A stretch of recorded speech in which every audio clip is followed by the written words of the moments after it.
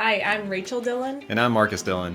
And this podcast is Who's Really the Boss, where we highlight the joys and challenges of running a business with your spouse or family. Our mission is to strengthen families and businesses by helping listeners avoid the mistakes we have made so they can lead and live happily ever after. Welcome back to Who's Really the Boss podcast. Hey, thanks for having me back. All right. What are we talking about today? Just all the fun stuff. Revenue, right? Top line revenue. I think this is an interesting topic. I think we are guilty of falling into this trap.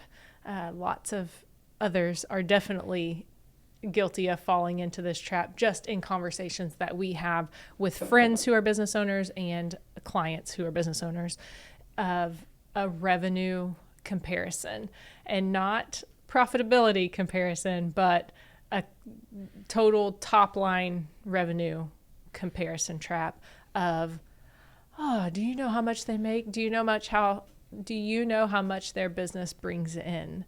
And I think it oftentimes feels like, why are they doing so much better than me? Or how did they get to that point? I want to do exactly what they did so that I can achieve the same results. Yeah. So top line revenue, it's a vanity metric. And I say vanity. I love vanity metrics. You know, it's like, it's easy to just say, hey, you know, so-and-so's in $3-5 million business, whatever that is. And kind of you automatically like place them like, okay, that means they've got about this head count. That means they do about this. Depending on the industry, you kind of know, okay, that 20%, 35%, 50% of that goes to the bottom line. So a lot of that is just given what we do and like the different businesses, the way they serve and the different communities that we're in, we just have that knowledge of, you know, where you should be. And also it's hard as a small business to break that $1 million mark. And I think that's something to be celebrated. So a lot of times, a lot of entrepreneurs are striving to what's that next watermark. You know, maybe it's $100,000, $500,000, and then $1 million. And then also knowing where certain plateaus hit, you know, because of leadership and cap on leadership, given the size of the team, how hard it is to scale past $1 million, past $3 million, past $10 million, whatever that is, and the infrastructure that's needed. So that helps us frame a lot of the pain points that would be had in a business. And so even when we look at who DBA, our ICP is, like our ideal client profile, we have a revenue metric in place. We serve clients that are in the $1.5 to $5 million revenue range because we know we work really well within those clients. They can afford us. We're not a luxury. We really do good work. We provide ROI. Also, they may not have somebody in place that we step on their toes too much, like an in-house controller, an in-house CFO. We really work closely with the business owners and the leaders. So those are a lot of pieces that are the good side of being able to kind of throw out revenue numbers. Yeah, but we know, and this episode is just a reminder for us that top line revenue does not take into account so many other factors or so many other markers of health or markers of success of a business. And so we already mentioned that first one, profitability. Top line revenue has nothing to do with how profitable a business is or not. No matter what that revenue number is, a business can be not profitable even if they're bringing in 30 million, 100 million, whatever that number may be. Yeah, you look at some of the most well-known companies in the world. I think Twitter is one that's never made a profit. Don't quote me on that, but I think that's one that stands out. Other ones that are just still around because they're such a beast. Like they are growing, they are adding revenue. Obviously, their growth goals are to grow top-line revenue, to grow market share, to grow headcount, and to one day be profitable. If you're not ever going to be profitable, then why are you doing it? We joked about that some. Like, yeah, I try to convince you that we were in it for the giving people a good place to work. And even if we weren't profitable, but then my stress level got in the way and we had to abandon that we remembered point. that there are two people relying on us Yeah. for all of their needs, but also for college really quickly coming up. So Yeah. So it's not about what you make, it's about what you spend. And that is true whether you're a family of four and living on a budget, or that is true whether you're a company of $5 million and trying to bring value to the shareholders. Some people get caught in the trap of growing, whether that's revenue, headcount, market share, because of the goal that their business is worth X at the end of the day. Much like my baseball card collection that we have in my closet from my youth, that baseball card collection is only worth what someone is willing to give me for it. So much like that business, you've got to sell that business and you've got to monetize it to realize the value that it brings. And some people build businesses and do that. Like they set out where it's like a 3 or a 5 or a 10-year goal to build that business to then sell it. Those businesses are run completely different than most small businesses. And they are gaining market share. They are kind of working with their end goal in mind of selling the business. Most business owners, and this is super off topic, I'm sure, most business owners think about that last. Like, oh yeah, I've got to have a succession plan because I can't live forever. I can't run this business forever. And so they usually start the business to have income, to have, financial means to live, to support their life. And they don't start it with the goal in mind of selling the business. So I think those are the other pieces to think about, like why people place value on certain things. As business owners, as entrepreneurs, the worst thing you can do is adopt the goals of one of those two scenarios if you're not that scenario. So if you're trying to start and grow a business just to sell it, you shouldn't adopt the goals of a business that's trying to add as much profit to the bottom line, like most small businesses. And if you're a small business trying to just provide life and employ people and do good work and have meaningful relationships and do great things for your community, you probably shouldn't rely on too many of the same aspects that someone that's building a business to sell, incorporate that fully.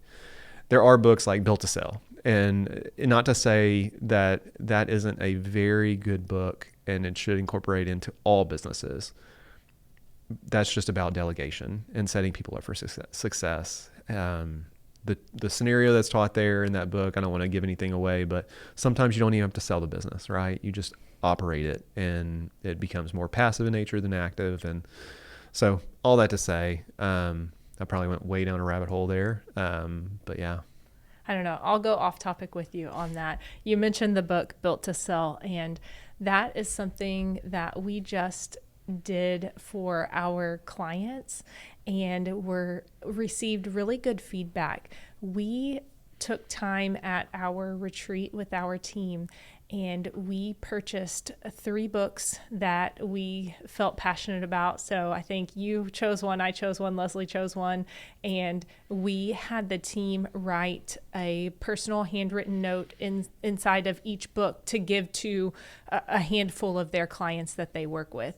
And the clients were so appreciative of that. And so we sent those books out. These are leadership or business books that will help just with some personal development, but so much better received than any Christmas gift we've ever sent out. So we've gone from all different ideas of gifts to send, and really cool ones that I know our clients appreciated, but they were sent at a time that lots of people are sending them gifts. They're kind of inundated with appreciation during, like, say, the month of December. And we actually moved that back and were allowed to do things differently during COVID and did an appreciation in the month of, like, the end of October and November, and did it more as a thank you and an appreciation gift rather than just a Christmas or a holiday gift.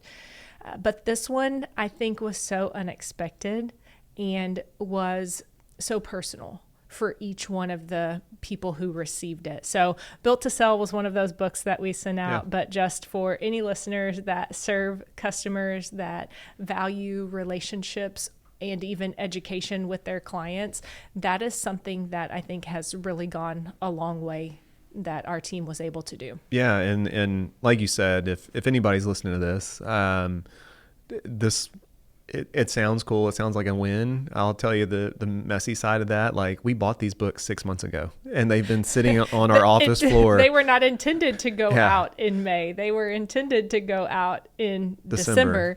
Yeah. However, finding the time of who was going to write those notes. But the intent really was to send a personalized gift to let the clients know that we were thinking of them and specifically had them in mind when we chose this, was more important than getting something sent out because it's Christmas time and that's when you send gifts. Yeah. And I think that's the other piece, like, just being totally transparent. We bought those books 6 months ago. It was going to be, I think, me and Leslie writing in 150 books, mailing those out, everything that goes along with that. And it just evolved into, it wasn't priority at that time. We had other things that were cooking that we needed to focus on. And then a better opportunity came up where we could actually pull in the team of 3 who works on that client, who knows them better than maybe even Leslie or I do in certain situations, and said, okay, here's 3 books. Which one do you think would be a better book to send to that client? And got great feedback on that. And they received those in mid-May. So right in line with when people start traveling for summer travel. So maybe they take that hard copy of that book on that trip and actually read it and come away. They've probably already forgotten about any New Year's resolutions they set because these are all leadership books and, talk about certain things, about growth.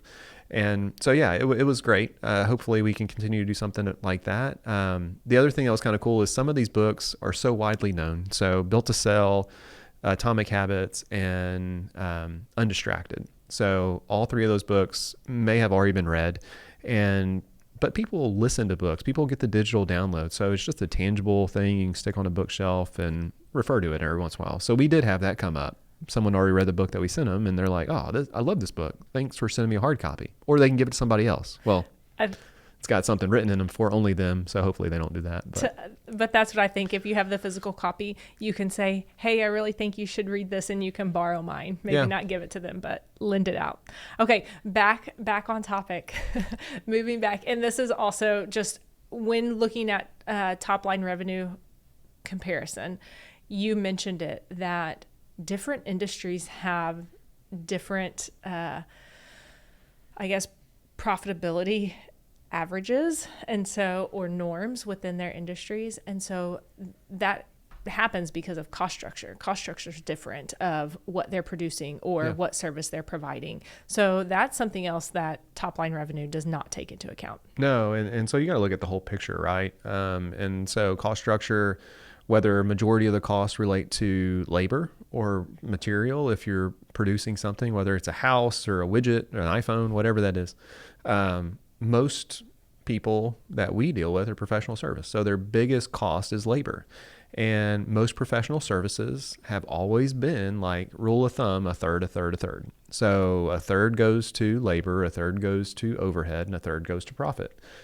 Nowadays, that is not the case. We're coming out of a labor market where you're paying people more.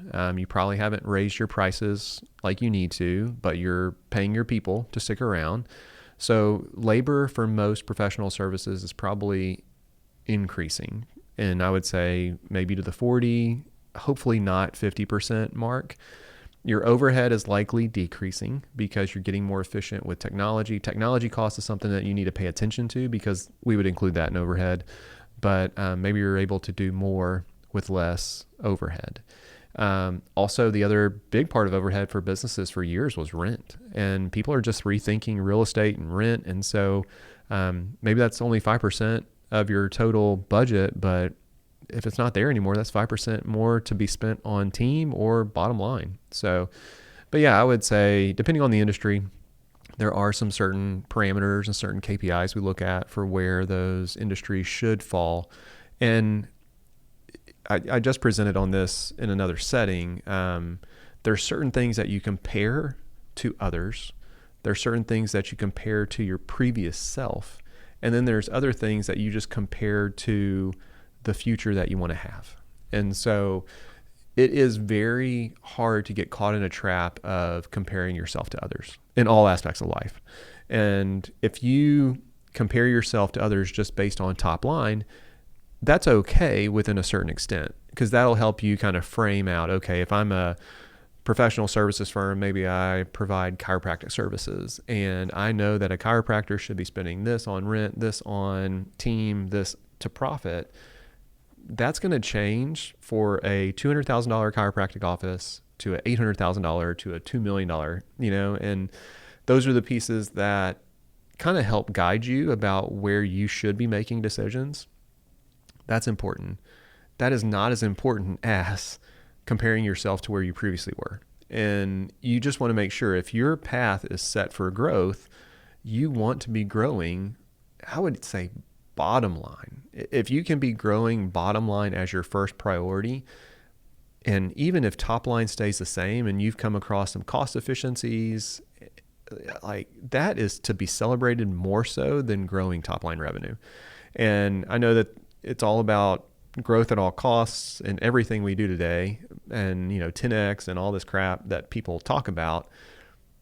Growing the bottom line is what you set out to do in business from the very beginning. And you've got to have a plan in place if you're not more profitable year after year. Maybe you took a year where you added a critical team member and you gave up some of that profit to take home because of the intent of growing that position. You bought back your time, and that's totally okay. You've got a plan in place. That should be the case for 12 months, 18 months, 2 years, whatever that is, but we've got to watch that plan. And so that's more important to me, wearing my CFO hat, is that bottom line. If bottom line is not increasing year over year, let's talk through that. Like, do you have a lot more capacity? You have a lot more time on your hands? Because that's great if that was your goal, to spend more time with your kids or go after this hobby or whatever you wanted to do, new business. But if that's not the goal, if you're working more than ever, making less profit, like something's got to change. So, and a lot of times what we look at first is pricing, top line revenue, because like those are the things that we can adjust the quickest.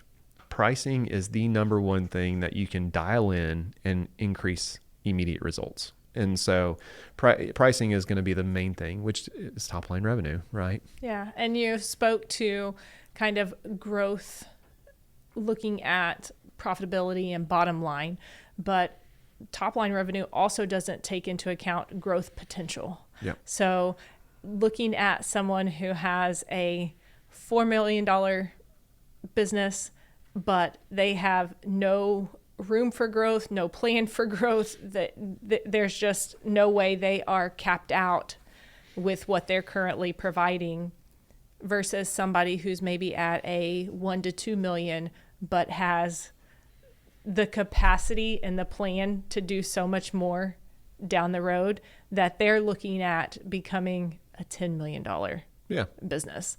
I feel like we have a friend, and I don't know their revenue, but they have a full plan and capacity in waiting to do work, to where their business could be so much more, but they almost feel like they haven't made it yet because their top line revenue isn't at a certain number.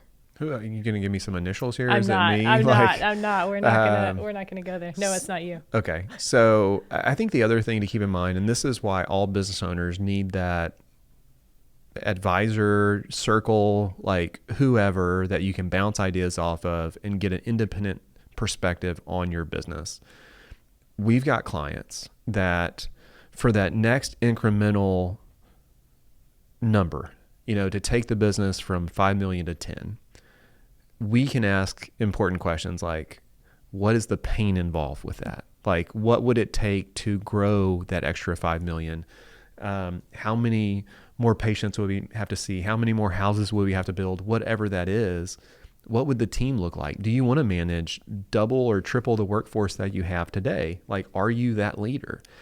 So I think those are the pieces like business owners need that person or those people in their life to bounce those ideas off of. Thankfully, we are that for our clients. And the other piece is, okay, if we stay where we're at revenue wise, if we've figured out that we can build 20 houses a year and we can stay at 10 to $12 million revenue, that brings 2 million to the bottom line. These aren't real numbers. They're just, out there. $2 million is great. Like we can do a lot with $2 million, and that is what sets us up for success in that business. And we're going to view that business as an asset in our portfolio. So can we take that 2 million? This business is running really well at 10 million, building 20 houses. Can we take some of those funds and go invest in other businesses and do other things, like get a bigger return on investment than going down the growth path of this one asset? Because that one asset, if you've got all your eggs in that one basket and then there's a market fluctuation that comes in and you're not properly hedged, you left a lot of cards on the table it's risky. And so I think that's the other piece to kind of look at. Most business owners need to evaluate their business as an asset in their portfolio. And top line revenue, like kind of bring it back a little bit. Top line revenue is one of those things where it's like, what is the pain for that next watermark? And being in this situation, it is hard because we've sold off business. We have taken top line revenue down and net profit down in recent years because it aligned with the path that we are on, like the goals that we set, the mission and the vision and everything that we've laid out. And it's a multi-year decision. So we've sold off parts of our business, revenue goes down, there's attrition at the bottom line. We have to build back up, and it has to make sense overall. I think the other piece to think about is that top line revenue. What is the cost of that acquisition for those clients? And so that's a cost, right? Whether you've got a sales team or some type of marketing budget or lead gen, whatever that is, what is that top line revenue costing you? And is that new business profitable with all of those costs considered? So you have to look at client acquisition cost and lifetime value of a client, how long that person's going to be a client, to get all of that and calculate it and see if it even makes sense to grow. So that's where I come back to a lot of these vanity metrics around revenue, headcount, market share are just that, vanity. Like you could be a very unhealthy business and look very pretty to others, but once you start digging in, it's like, crap, this business has never been profitable. What's the plan here? Yeah. And the owner's not paying himself and working a crap ton of hours. Like, I don't want to own this. Like, you can pay me to take it over. So I think those are the things to think about whenever you think about revenue and how it gets really warped real fast. For sure. And just mentioning about the health of the business, top line revenue does not take into account long-term sustainability.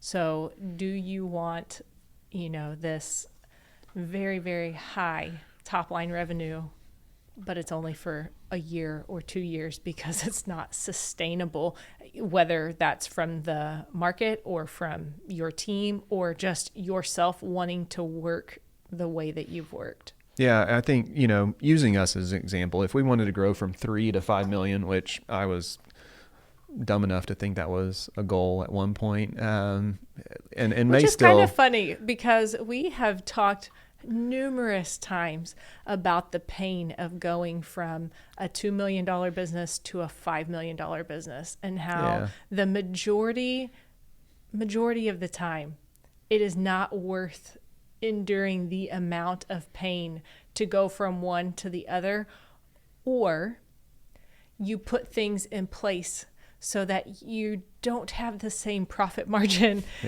while you're going to that next mark. So there's a sacrifice one way or the other. It's either in your maybe personal comfort or lifestyle, or in your financial comfort or lifestyle. Yeah. So that example, and I may sleep tomorrow and wake up, that's the goal again. Or just, 3 to 5, like, what would it look like? You essentially, to get that extra 2 million, you would have to double the team, and you'd have to double administrative cost to help along the way. In our business, admin is a burn. It's not production, and those are the pieces that you realize over and over and over again, like, right, like that administrative cost, overhead cuts in the bottom line. So how much can you cut in the bottom line? How much blood can you give before you die or before you run out of cash or whatever that analogy could be? So for that to happen, what is that timeline on that growth? What are the people as far as onboarding new team members, onboarding new clients, and are you comfortable with that pace of growth? And so all of that needs to be determined from who's done it before. What did their life look like? Have you talked to them? Would they do it again? I think those are the pieces where you have to have people in your life that you can bounce ideas off of and that speak truth into you. And then you also have to have quiet time to really understand if that's what you want in your life. Or is it okay just to exist and be profitable and have a good life and have balance and things like that? That's probably some of that second half of life thinking coming into play, and just not being as aggressive as myself or others, earlier in life would have been. Just perspective. So I think those are the pieces where once you get to that goal, what's the next goal?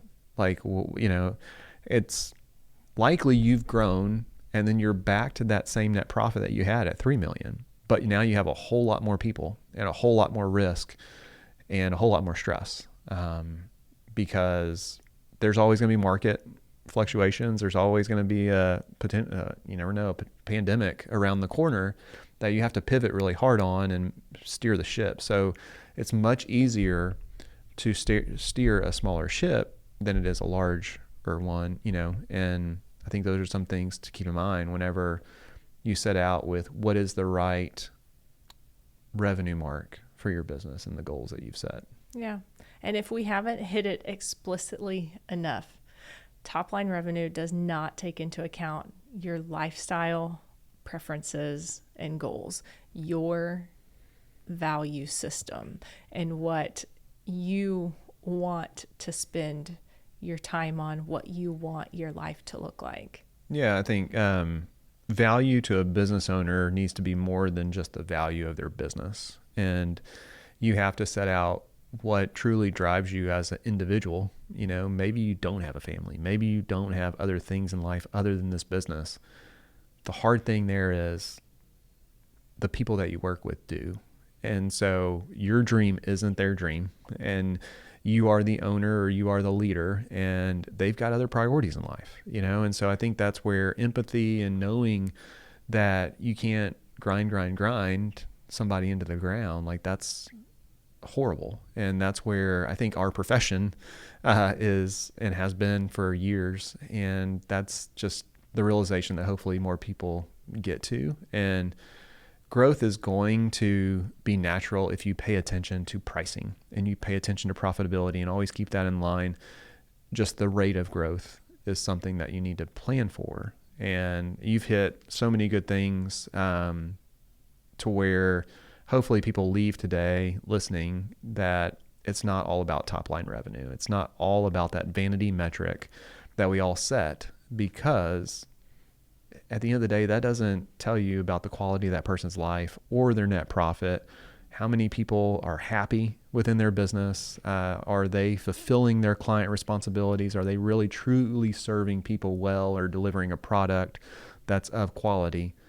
None of that can be defined based on a number.